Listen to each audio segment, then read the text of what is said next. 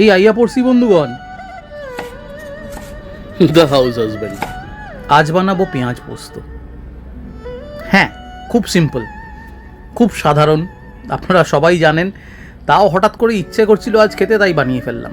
এটা এমন একটা রান্না যেটার ব্যাপারে আমি আপনাদের কিচ্ছু বলবো না, আপনারা সবাই খুব ভালো মতো জানেন কীভাবে বানাতে হবে। খুব সিম্পল, খুব নস্টালজিক। এটা এমন একটা খাবার যেটা এক বাটি পেয়ে গেলে বোধহয় এক থালা ভাত এমনি উঠে যায়।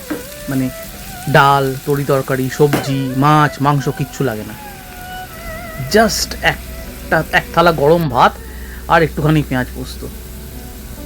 অল্প সর্ষের তেল দিয়ে ভাতটা মেখে যখন দিদা, মা, ঠাকুমা এনারা খেতে দিতেন এক বাটি পেঁয়াজ পোস্তর সঙ্গে, মশাই দিল মন সব খুশিতে ভরে যেত। তাই সেই পথে আরেকবার ফিরে গেলাম। খুব ভালো থাকবেন, সঙ্গে থাকবেন, সাবস্ক্রাইব করতে ভুলবেন না, সুস্থ থাকবেন।